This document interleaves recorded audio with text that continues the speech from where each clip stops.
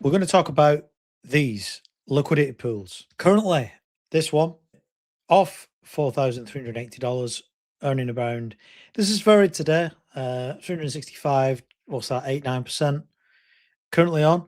If you're a guy with 100K, are you going to be running these tight ranges?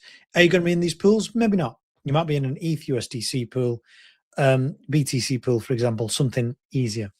But the point of today's stream is to show you beginner pools that you can test that aren't ridiculous. And I mean ridiculous by the low cap coins, stupid APR that you're going to get wrecked in. What you see in front of you is the VFAT protocol or platform, whatever you want to call it, website.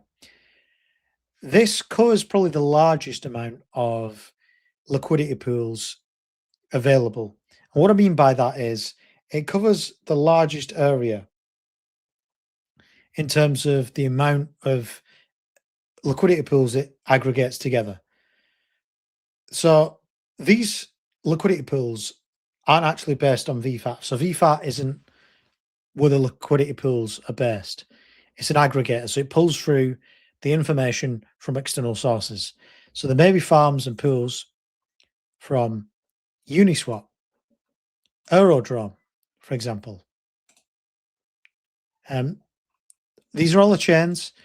These are all the protocols it covers. Eurodrome, BaseSwap, Beam, BMX, Camelot, Cleopatra, Cypher, Equalizer, EtherX, GLiquid, right?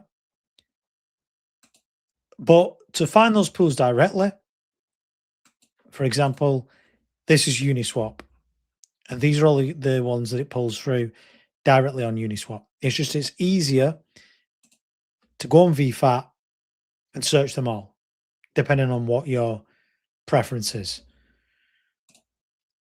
Now you'll ask, what is the difference between a farm and a pool? A farm, you earn back the native token of that platform. So for example, if you were to go into this pool here, which is Wrapped ETH, MS ETH, you would earn back Eurodrome, Euro. That's what you earn back, Euro token. If you're in this pool on PancakeSwap, you're going to earn Cake. If you're on this platform here, you're going to earn it back actually in 3 tokens that are based on Avalanche, Furrow. So it will give you an overview of what you earn back on here. Yeah. With the pools, you earn a direct result of what you put in. So i.e. in this ETH USDT pool, you earn USDT and ETH. So let's begin. So simple pools. So for a start, you could do BTC, right? Because it's the largest asset. The issue with BTC is with Bitcoin, the pools don't generate a great deal of return. And it is, I'd say, more preferable from the guys that are in the 10K fast track in our group to take a loan against the Bitcoin because they don't want to sell it and then use that cash to generate more yield in the pools. That is the preferred method of extraction. So we're going to look at ETH pools. So all you would do is put in ETH, sort by the TVL, so total value locked, and you can see all the ones that are available. What you need to be aware of, though, is the chain that the platform, sorry, the chain that the pool is on. So you see some are on Base Chain, some are on Binance Smart Chain, some are on other chains. It just depends on what the majority of your coins are on, right? What chain are they on? Because the idea is you come to use liquidity pools, and what you're doing is using the assets you've already got in an ideal scenario to then generate more of those assets because you believe in them. So you may believe in ETH, you may believe in Solana, you may believe in SUI, you may believe in whatever coin you may believe in, you can then generate more back of using liquidity pools. Okay. Now,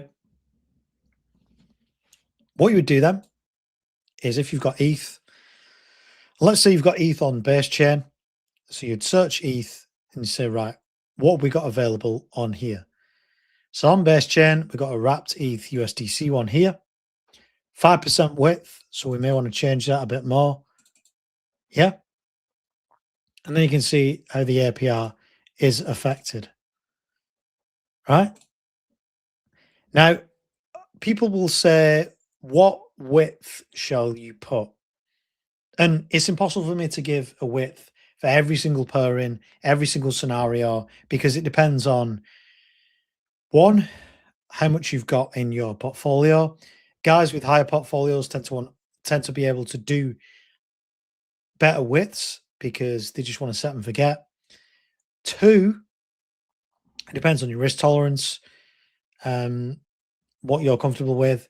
Three, how much you want to mess around with it, how much you want to have maintenance on that particular pool. So it depends. There's too many scenarios for me to say this is the exact thing because I'm different than you.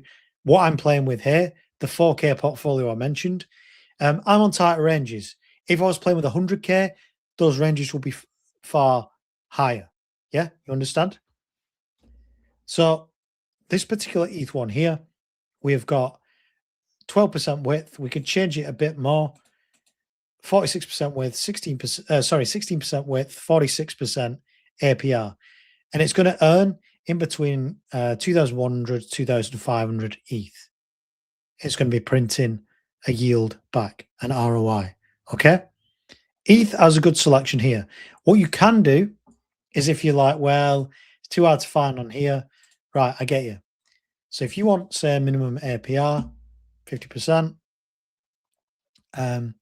you can change that. And again, you can filter it by the chain that you're on. So maybe like, right, well, I've only got native ETH, right? So then it'll bring up all the ones that are native to ETH. Yeah. So you could click on this, for example, 21% width, 58% APR, and you can play around with that a bit, but you know that you can use your native ETH. You don't have to do any swaps between any different chains. Then you can use it, drop it in this pool, and that's all you do. Right? You enter the pool on here, deploy your asset. If you've got native ETH, then you can go straight in and add whatever you want to. I always say, if you want to enter a particular type of pool, try with some small amounts first. And then after you've entered the small amounts, you observe the APR, then you can go from there. Hi to Sava. So that's ETH on the farms. You would then do the same on pools. And again, if we put the same filters in, if you just add native ETH, go on there, and then it comes up with more. So you could compare some farms, you could compare them to pools. And again, with the rewards, like I've said before, it's up to you what you do. You've got your assets, you put them in a pool, you earn the yield, and it's up to you what you do with the yield. I'm not your boss. I'm not, do you know what I mean? You're the boss. This is the good thing about DeFi. You make the rules, right? I show you what's available to do.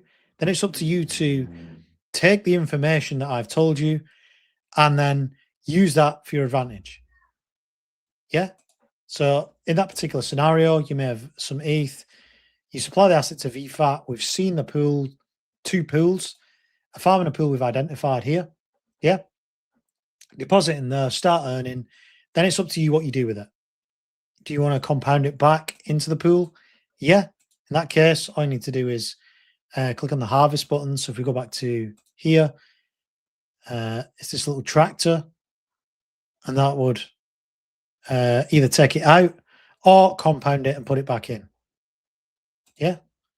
So either compound it back into the pool goes up, earn more fees, or you harvest it, goes back into your wallet, and you can do what you want. Swap it for BTC, spend it on whatever you want, or diversify your assets, put it in stocks, shares, whatever. Yep. So that was Ethereum. Now, it does cover a lot of assets on VFAT, but not all the assets. This is Orca, which is specifically for Solana. I know a few guys who have Solana. So the same type of thing on here. If you're looking for the pools that have the most money in, it's always filtered by TVL, which is the total value locked, right?